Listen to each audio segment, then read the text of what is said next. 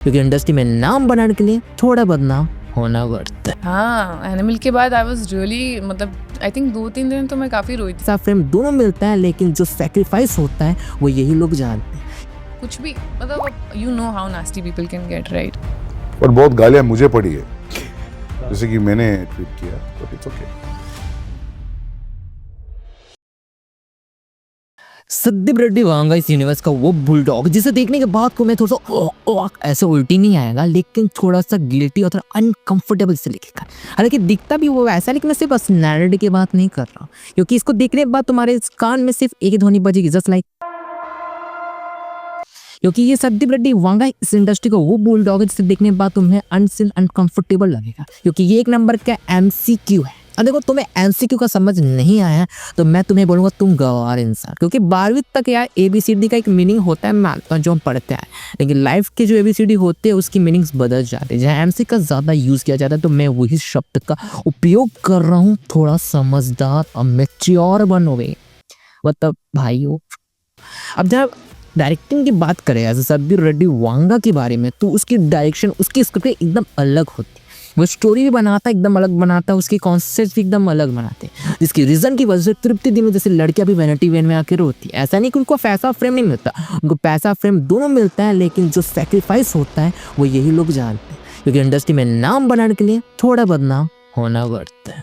जहाँ संदीप रेड्डी वांगा अपने हर एक सीन्स के अंदर इस हिसाब से अडल्ट कंटेंट को, अनसेंस कंटेंट को यूज करता है ना कि तुम सोच भी नहीं पाओगे, सिर्फ देख पाओगे। संदीप रेड्डी वांगा अपने मूवीज के अंदर इस हिसाब से सीन्स को यूज करता है ना, जिसको देखने के बाद तुम्हारे मुझ से एक ही बार नहीं लगा अरे वाह, क्योंकि इस हिसाब से डालता है ना कि तुम सोच भी नहीं पाते भाई किस हिसाब से कहाँ क्या डालेगा, मतलब कैसे स्टोरी पर कैसा कॉन्सेप्ट डाला जाएगा, कोई हिसाब भी नहीं है, कहीं भी कुछ डाल देता है और उसका कॉन्सेप्ट बहुत तगड़ा होता है। लेकिन ये चीज़ मानना पड़ेगा, इसके डायरेक्शन को लेकर इसकी एडिटिंग सेंस बहुत तगड़े हो, जिसे पता है कौन से कॉन्सेप्ट को यूज़ करना है और कौन से कॉन्सेप्ट को यूज़ नहीं करना है। इसका सबसे बड़ा दीवार में स्टोरी टेलिंग को, भाई स्टोरी टेलिंग क्या तगड़ा मारता है, यहाँ तक लगता है इसका स्टोरीज। जब toxic and violence, action violent thrillers को जब यूज करते हैं तो सबका बाप बन जाता है, पर जब ये अडल्ट कंटेंट को डालता है ना तो इस सबकी माँ बहन कर देता है, क्योंकि इसको पता है कि उसकी ऑडियंस क्या देखना चाहती है और वो ये चीज़ को साला गुस्सा के अंदर डाल के दिखाता है जो ऑडियंस पसंद करती है। इसीलिए बोलते हैं कि इसकी मूवी देखने से मर्द जाए महिला मर जाए, नहीं महिला भी जा सकती है,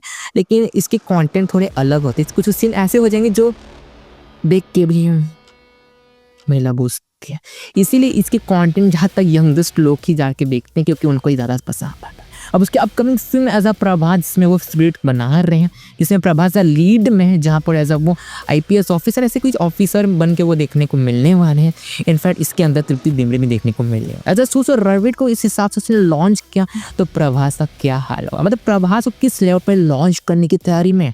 जहाँ रणवीर कपूर को इतना बोल्ड लुक देखने को हमें मिला था कि लड़कियां ही मर गई थी, तो प्रभास तो अलग ही बंदा है भाई, तो वो 8 फुट से ऊपर बंदा किस हिसाब से बोल्ड लुक में लॉन्च करेगा, तो हमने सोच के भी रखा है, जिसको देखने के बाद अंग अंग तक खड़ा होता, तब अंग क्या रोंग पे खड़े हो जाते हैं, हिसाब से मूवी बनाता है। तो इस हिसाब से प्रभास को लॉन्च किया तो क्या बात होगा। इसी रीजन की वजह से सिर्फ एक ऑडियो टीजर को रिलीज करने के बाद इतना बवाल हो गया था। सोचिए इस ट्रेलर डाल देता तो क्या बवाल हो जाता। जब प्रभास की फैंस और जहाँ शाहरुख खान की फैंस दोनों झपट में हो गई है, बोली कि हमारा स्टार बड़ा, हमारा स्टार बड़ा, सिर्फ टीजर में ये लिख दिया था कि who is the biggest superstar. नहीं, इसी हिसाब से दोनों हीरोज के फैंस में कंट्रोवर्सी चढ़ गया कि भाई बड़ा सुपरस्टार कौन है, और इसी हिसाब से एक बहुत बड़ा कंट्रोवर्सी छिड़ गया।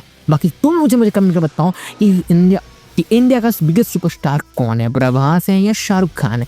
और तब तक की वीडियो को लाइक एंड चैनल को सब्सक्राइब कर दो, वरना तुम नहीं करोगे तुम जानते हो कि मैं कुछ भी नहीं कर सकता, लेकिन कर दो क्योंकि करना पड़ेगा। तब तक मिलते हैं नेक्स्ट वीडियो में, bye bye and do subscribe.